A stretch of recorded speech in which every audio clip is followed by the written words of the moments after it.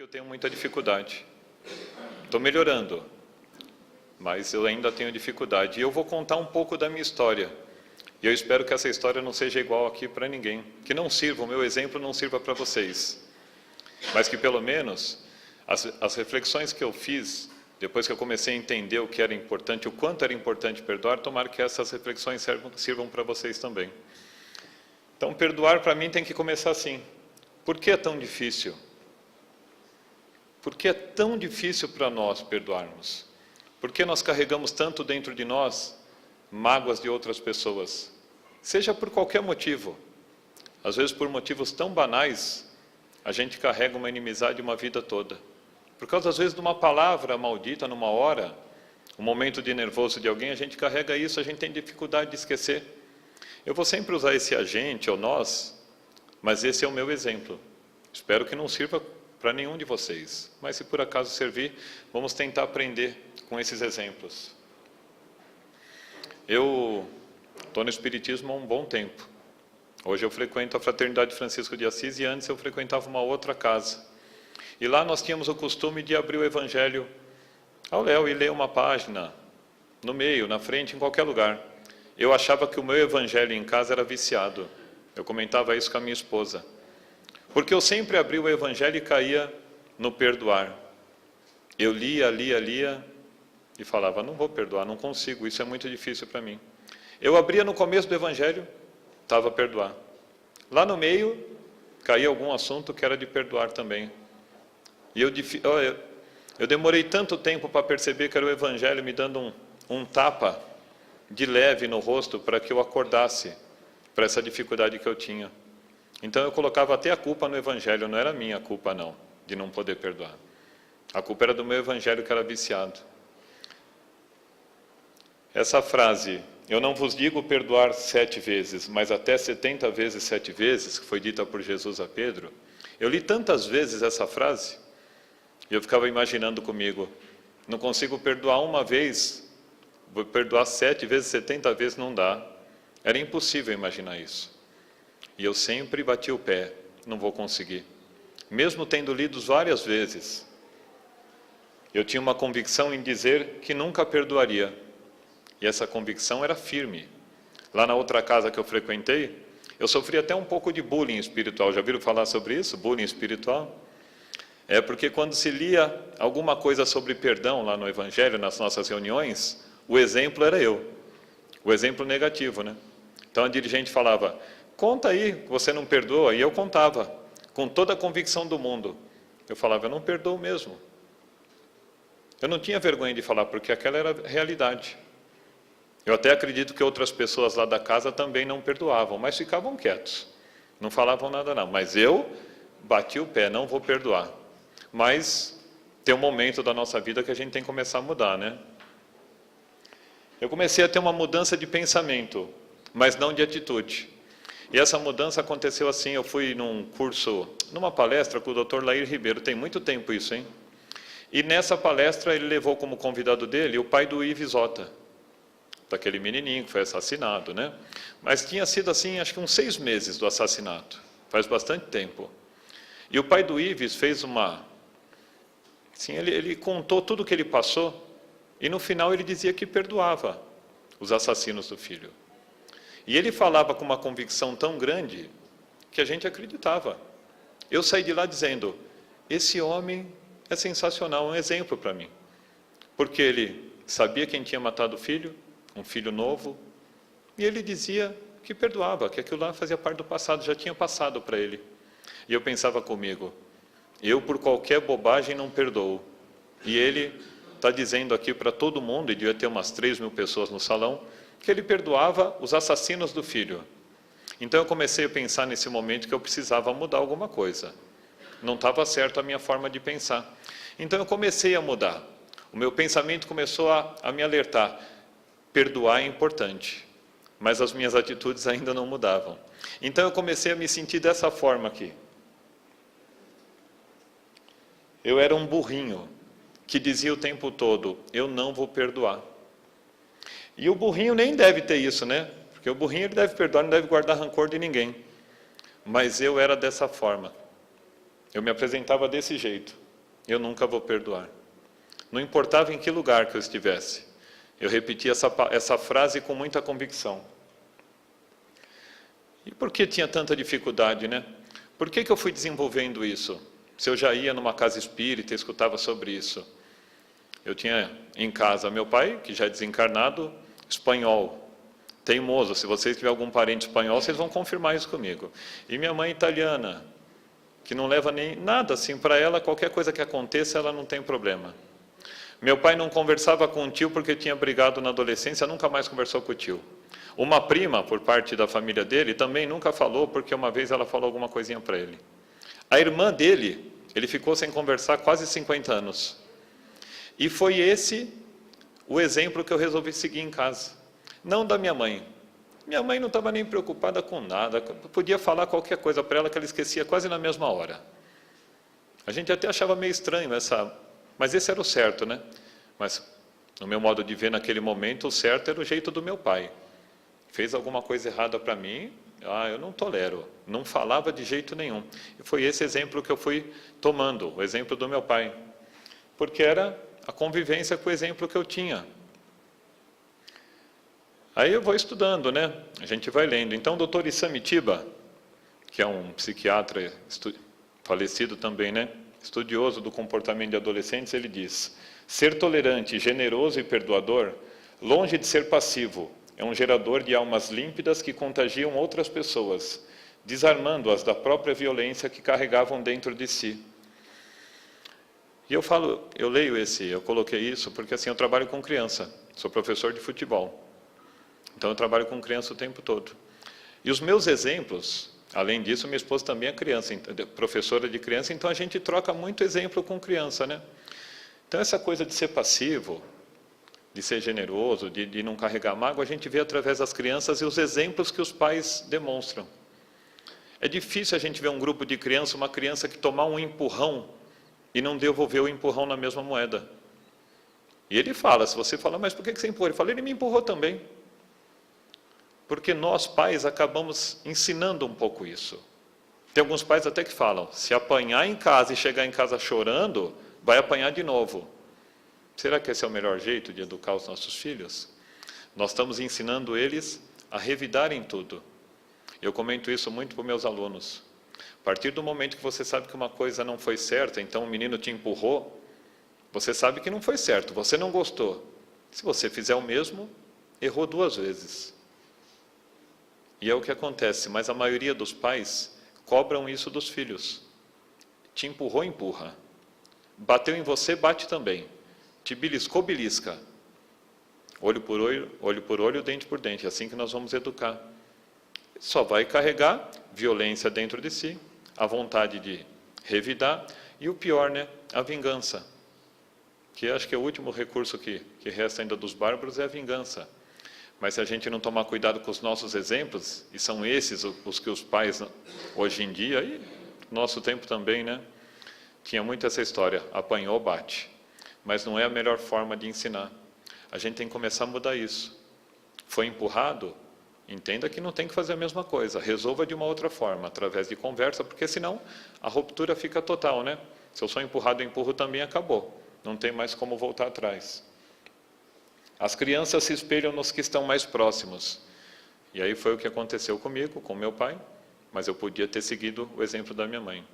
Vou dar um exemplo aqui de escola, né?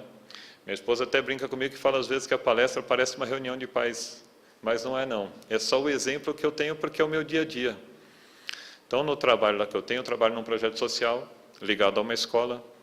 E um dos meninos, em um dia, um menino terrível.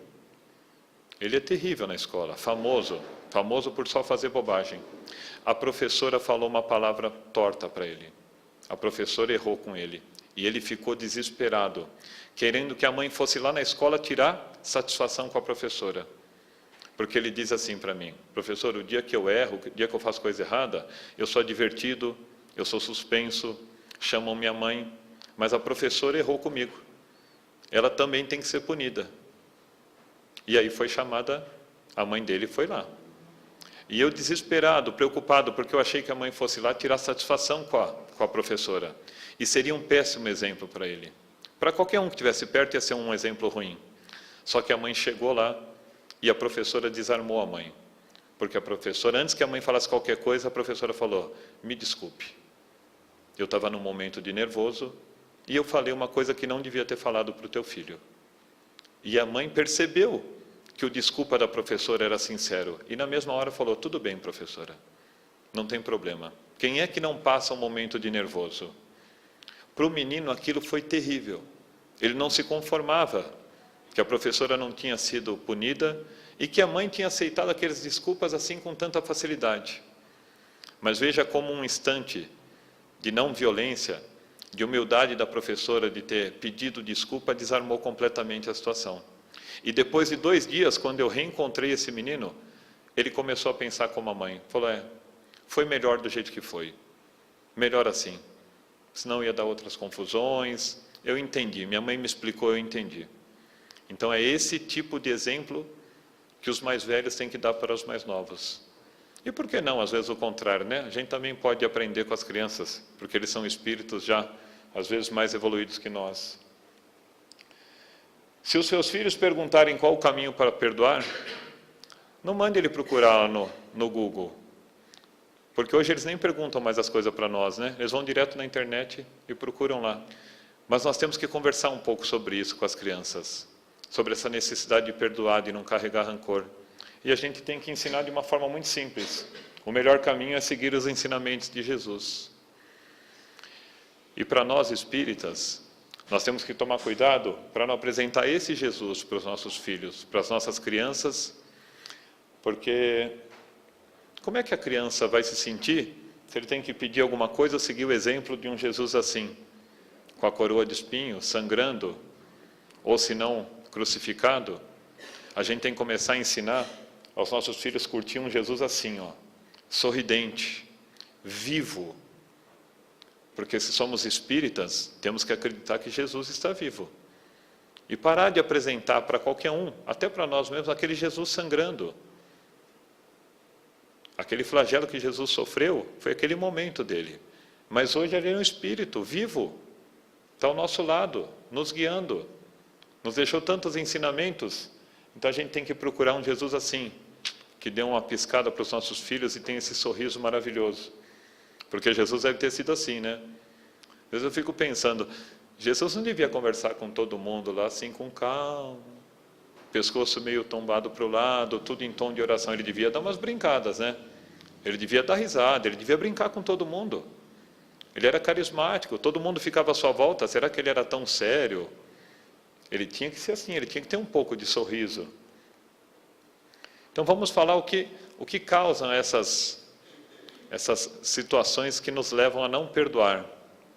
E parte delas vem das mágoas familiares, do nosso dia a dia, que é tão difícil, né, o relacionamento. Os casados aqui sabem disso, né? Então as dificuldades de relacionamento do cotidiano. Quem que não passa nervoso e volta para casa depois do serviço nervoso? E às vezes também fala uma palavra atravessada para a esposa, trata o filho com um pouquinho mais de rigor do que precisava. Ou os 2 irmãos que vivem brigando. É muito difícil o nosso cotidiano. No lar, com aqueles que são nossos, os que vieram mais próximos de nós, por algum motivo tem, né? Às vezes não é só afinidade, não. Às vezes nós temos que reparar os erros com aqueles que estão perto. Então nós temos que ter paciência demais no nosso cotidiano, para não ficar criando mais problemas, ter mais dificuldade de perdoar depois. Paciência no nosso dia a dia. No casamento, eu sempre falei isso para minha esposa, que ela ia ter que ter muita paciência. Ela tem até hoje, graças a Deus, que ela não perdeu ainda. Temos também que trazemos de outras existências as dificuldades, porque nem sempre há paz dentro de casa. Pode não ter acontecido nada, né? Mas às vezes tem aqueles 2 irmãos que não se batem de jeito nenhum. Tem aquele filho que não se dá com o pai. Ninguém sabe explicar o porquê. Você pergunta para o pai, ele não sabe. Pergunta para o filho, não sabe. É porque está trazendo uma bagagem muito grande da outra encarnação. E aí, né, lá no mundo espiritual, a gente fica pensando, bom, vamos voltar como pai e filho, porque aí nós vamos conseguir se reconciliar. Mas aí quando chega aqui na matéria, que esquece tudo aquilo que combinou, vira uma guerra dentro de casa. E aí a gente precisa ter conhecimento para saber lidar com isso. Porque é muito difícil, hein? Eu tenho um amigo, um grande amigo, que tem 3 filhos, e ele tem uma dificuldade tão grande com um, mas é tão grande, e agora ele começou a estudar o Espiritismo, começou a ver, ele começou a entender o porquê que está acontecendo isso. Mas pensa que amenizou o sofrimento dele por enquanto? O sofrimento continua o mesmo. E ele fala sempre, eu não sei o que eu fiz. Eu não sei por que ela é tão brava comigo, por que ela me responde, por que a gente briga o tempo todo. Mesmo ele tendo conhecimento, às vezes ele não consegue controlar. E é uma grande dificuldade, porque trouxemos resquícios lá da outra encarnação. Eles não foram aparados no momento certo. Então trouxemos para essa. E se agora a gente não perdoar de novo, nós vamos levar para mais uma. Como é que será que vai ser a próxima, hein? Se vindo como pai e filho não conseguem se reconciliar, como é que será que vai ser a próxima? Aqueles gêmeos que vêm grudados, será que dessa forma eles vão conseguir se tolerar? Então a gente tem que pensar muito, quando a gente não se dá com alguém perto de nós, algum motivo há. E nós, que estamos aqui, que estamos estudando, entendendo o passado, nós temos que ser essa pessoa que faz a coisa andar para frente. Se a outra pessoa não tem conhecimento, nós temos que fazer isso por ela. E nós temos que tomar cuidado com o que levaremos ao partir. Porque é isso aí, né? Se eu criar uma inimizade agora com a minha esposa, muito grande, nós vamos ter que voltar na próxima para reconciliar de alguma forma. Não vai poder ficar partido esse elo. De alguma forma eu vou ter que me reconciliar. Então é melhor não levar nada para a próxima. É melhor que a gente esvazie essa bagagem agora. Para senão vai ficar carregando. Quantas reencarnações será que a gente já não vem carregando algumas coisas? Temos que tomar bastante cuidado com isso. Então nós temos também as mágoas profissionais. Então temos os problemas dentro de casa e as outras grandes inimizades da nossa vida nós criamos no serviço. Por incrível que pareça, né? Mas nós passamos 8 horas lá com pessoas que nós não conhecemos muito bem, que às vezes pensam de formas diferentes, e a gente fica lá durante 8 horas. E como a gente cria inimizade no serviço, hein? Então vamos ver alguns exemplos. As inimizades criadas e fortalecidas no ambiente profissional. Nos colocamos na posição de vítimas e não enxergamos nossos erros. Na maioria das vezes, nas empresas, seja qual for o ramo, a gente sempre acha que tem alguém querendo derrubar a gente. Acho que aquela pessoa quer o meu lugar. Por pior que seja o seu lugar. Ah, não, aquela pessoa lá, ele está de olho na minha posição. A gente fica imaginando sempre isso. A gente acha que nunca fez nada de errado. Nós somos só as vítimas. Então acontece lá um problema, eu não me relaciono bem com o seu Reinaldo no serviço, mas o problema é só o seu Reinaldo. Eu não tive culpa nenhuma. É que nem batida de carro. Nunca a gente tem culpa. A culpa é sempre de alguém que bateu na gente. Mas não é essa a verdade. A gente precisa começar a enxergar um pouquinho melhor esse nosso ambiente de trabalho. Porque ele é muito amplo. E ele causa tantas inimizades e nós vamos carregá-la de um jeito muito ruim. Essa questão das vítimas, de querer se colocar em posição de vítima, né? Tem uma história, chama O Funcionário Insatisfeito e as Melancias. Deve ter gente aqui que deve conhecer, mas eu vou contá-la, que é uma historinha que é muito contada em empresas. Diz que numa empresa tinha um funcionário muito antigo, que entrou na sala do chefe, que era o dono da empresa, muito nervoso, e falou, nós precisamos resolver um problema hoje. E o dono da empresa era muito calmo, falou, senta, se acalma. E ele, muito nervoso, falou, esse funcionário novo que chegou, esse estagiário, ele quer tomar o meu lugar. Ele pensa que sabe tudo. Ele quer me derrubar de qualquer jeito. Chegou ontem aqui na empresa, eu estou aqui há 30 anos quase, e ele quer me derrubar. Eu não admito isso. E o dono da empresa, muito calmo, falou, calma, vamos resolver isso. Faz um favor para mim, antes da gente conversar sobre esse assunto. Eu quero dar melancia na hora do almoço para os funcionários. Será que você pode descer lá na barraca que tem na rua e perguntar se eles têm melancia para a gente dar para os funcionários na hora do almoço? O funcionário, muito contrariado, porque ele estava muito nervoso, falou, eu vou. Mas quando eu voltar, nós vamos resolver esse problema. Ele falou, vai tranquilo que a gente resolve. Ele desceu e subiu, uns 10 minutos. Sentou na frente do chefe e falou, tem melancia na barraca. Apenas isso. O chefe falou, que bom, então vamos poder dar melancia para os funcionários.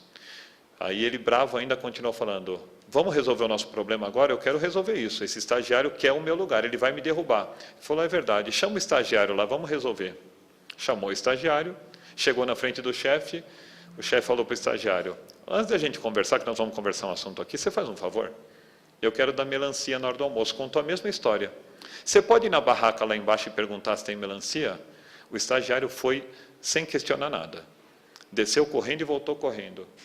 Chegou lá em cima muito mais rápido que o funcionário antigo. O chefe perguntou, e aí, tem melancia? Ele falou assim, tem melancia. Custa R$20 cada melancia. Se a gente comprar mais de 20, ele faz por R$10. Se a gente pedir agora, ele entrega cortado. E acho melhor a gente pedir agora, porque dá tempo de gelar, os funcionários vão gostar mais. Eu já fiz o pedido, já deixei pré-agendado o pedido. Se o senhor quiser, é só ligar lá que ele vem entregar aqui. Tudo bem? Ele falou, obrigado, hein? Pode ir para a tua sala. O estagiário saiu. O dono da empresa olhou para aquele funcionário que estava muito nervoso e falou, bom, vamos resolver o seu problema. O que você queria mesmo? Ele falou assim, nada não, queria só falar bom dia. E foi embora. Porque na cabeça dele, ele achava que ele sabia tudo, que ele fazia tudo perfeito. E quando ele viu o quanto aquele estagiário foi muito mais prestativo do que ele percebeu que era uma grande bobagem que ele estava fazendo. Mas se não fosse aquele exemplo, ele teria brigado com o chefe, com o estagiário, teria brigado com todo mundo. Mas às vezes a gente não enxerga isso, né? Quando alguém vem novo no emprego, ou na vida da gente mesmo, a gente sempre acha que ele quer alguma coisa contra nós, né? É aquela pessoa que chegou, acho que ele não gosta de mim.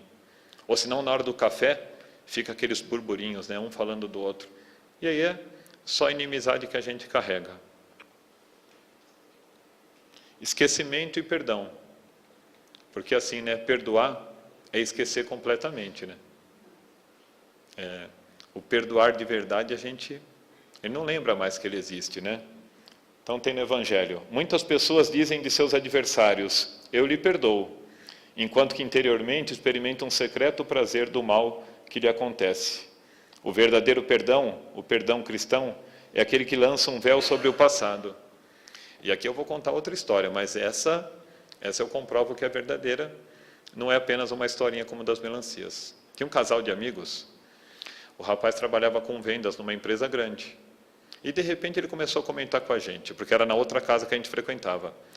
Chegou um cara novo lá, ele é do meu grupo de vendas, ele quer ficar com o meu lugar. A gente falava, mas por quê? Não, eu tenho certeza, ele quer me derrubar lá na empresa. Na época eu não respondi nada para ele, a gente falava só, toma cuidado, né, que esse pessoal é fogo. Mas se a gente fosse, hoje eu responderia diferente para ele, eu falava, faz o seu serviço direitinho, não se preocupa com ele, se você fizer tudo certo, não vai acontecer nada com você. Mas no momento eu escutava o que ele falava e concordava com ele, falava, toma cuidado mesmo, né? Bom, o tempo foi passando, e ele foi mandado embora. E quem ficou no lugar dele? Aquele rapaz novo. Ele ficou contrariado por um bom tempo, hein? Ele falou, eu tinha certeza que ele queria pegar o meu lugar. E ele ficou no meu lugar. Passou um pouco de tempo, ele arrumou um outro emprego melhor. Passou aquele período, que é isso que a gente tem que pensar, se uma porta se fecha, a outra vai se abrir, assim é a nossa vida, né? Aí, num dado momento, ele falou assim para nós, esse casal, esqueci aquele problema do passado, perdoei aquele cara, nem lembro mais o que aconteceu, tomara que ele seja feliz, eu segui minha vida. Para mim aquilo foi um exemplo maravilhoso, né? Eu tinha uma dificuldade tão grande de perdoar, eu estava vendo um amigo meu dizendo que perdoou o outro que derrubou ele no emprego. Que exemplo, hein? Bom, o tempo passou, teve uma das reuniões nossas, ele falou assim, eu preciso falar uma coisa para vocês. Lembra aquele cara que eu falei que eu tinha perdoado? Eu falei, lógico, eu não vou esquecer nunca, né? Ele falou assim, então, eu não perdoei não. Eu falei, o que aconteceu? Ele falou, a gente estava numa reuniãozinha lá num lugar e chegou uma pessoa dessa empresa. E chegou, a primeira coisa que falou para ele, falou, sabe o fulano lá que ficou no teu lugar? Foi mandado embora 2 meses depois que você saiu. E ele falou que dentro dele, ele não falou nada na hora, mas que dentro dele deu uma alegria, aquela satisfação por dentro.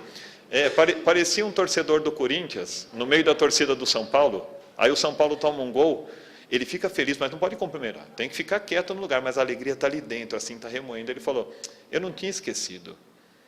E como é que nós podemos dizer que perdoamos alguém se ficamos felizes que ela se deu mal? Não é um perdão cristão, né? É um perdão só da boca para fora. E ele deu esse exemplo para nós. E essa história é verdadeira. Todos temos uma parcela de culpa, como eu disse para vocês, né? Quem sabe, se nessa luta que começa por um golpe de espinho e acaba por uma ruptura, não iniciaste o primeiro golpe, se uma palavra ofensiva, se não vos escapou, se usasse de toda a moderação necessária. Será que nesses problemas que a gente tem com alguém que às vezes não fala bom dia para nós direito, a gente fica, pô, aquele cara não falou bom dia para mim, o que será que eu fiz para ele? E aí a gente fica teimando para nós mesmos, não, eu não falei nada, eu não fiz nada. Mas a gente tem que analisar porque alguma coisa tem que ter acontecido. As coisas não acontecem por acaso. Ninguém vai deixar de te cumprimentar à toa. E pode ser que uma palavra que a gente falou na hora tenha magoado a pessoa. Mas a gente não percebe. A gente só fica colocando a culpa na pessoa. Então, no Evangelho está dessa forma. A gente precisa analisar exatamente e bem a fundo se essa ruptura a gente não causou. Por uma coisa mínima que for. E na continuação desse parágrafo, logo na sequência do Evangelho, diz o seguinte: se você fizer uma análise muito crítica da situação e realmente falar, eu não fiz nada, estou com a consciência completamente tranquila, é mais fácil ainda de perdoar essa pessoa. Você não fez nada. Vai lá e pergunta para a pessoa, eu não te fiz nada, eu te fiz, por que você está tratando assim? Mas a nossa tendência é virar as costas para isso, né? A nossa tendência que eu estou dizendo é a minha, hein? Porque é isso que eu faço.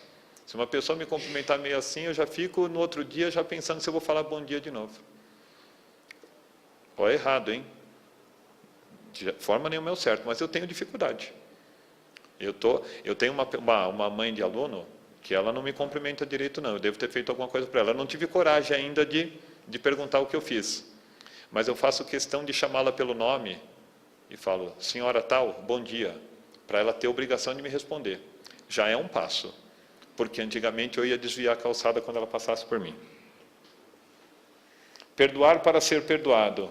Perdoai, pois, a fim de que Deus vos perdoe, porque se sois duros, exigentes, inflexíveis, se tendes rigor mesmo por uma ofensa leve, como quereis que Deus esqueça que cada dia tendes maior necessidade de indulgência? Nós precisamos tanto do perdão de Deus, e até do nosso perdão mesmo. Então, como é que eu quero pedir perdão a Deus, mas eu não perdoo os outros? É incoerente, né? Mas é o que acontece com a gente. Às vezes a gente faz alguma bobagem e fala, me perdoa, Deus. E só falta ele mandar de volta. Perdoa aquele lá que te ofendeu também, nós ficamos quites. Fica igual, né? Aquele que estiver sem pecado, lhe atire a primeira pedra, disse Jesus para a mulher adúltera, né? Qual de nós pode julgar os outros? Sendo que erramos tanto na nossa vida, mas temos a tendência de julgar o tempo todo. Não pode atacar pedra, não. Mas se a pessoa der uma bobeada, a gente pega o tijolo e manda nela, né? Mas não podemos, não, porque somos tão imperfeitos. As mudanças acontecem de dentro para fora. É aí que a minha grande batalha está sendo aí. Eu acho que eu já estou sentindo que eu preciso perdoar. Agora eu estou caminhando para ver se eu consigo. Essas transformações dependem de iniciativas. Seja paciente e humilde. Eu coloquei o seja em maiúsculo, porque a gente não pode ter paciência, viu? A gente tem que ser paciente. A gente não pode ter humildade só de vez em quando. A gente tem que ser humilde o tempo todo. E a paciência vem assim, né? Se eu estou com uma pessoa que eu acho que por algum motivo ela não gosta de mim, ou não me tolera, eu tenho que ter paciência com ela. Se eu não tiver paciência, vai ser briga na certa. E tem que ser humilde também, porque no momento de pedir desculpa, como aquela professora que eu dei o exemplo, nós temos que ser humildes para pedir desculpa.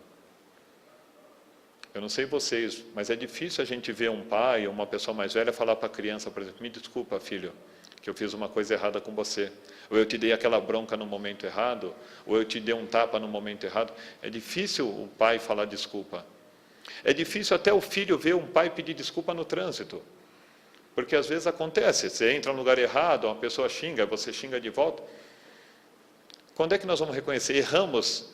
Então, se meu filho está aqui atrás e vê eu falar, abrir a janela e falar, desculpa, eu estava errado, esse é o exemplo que eu tenho que dar. E a gente precisa ter humildade para fazer isso, e não achar que está sempre certo. Seja indulgente com as imperfeições do próximo e rigoroso com as vossas. E a gente faz o contrário disso, né? A gente enxerga um furinho minúsculo na roupa rasgada da outra pessoa e na nossa, se estiver completamente rasgada, a gente não percebe, não.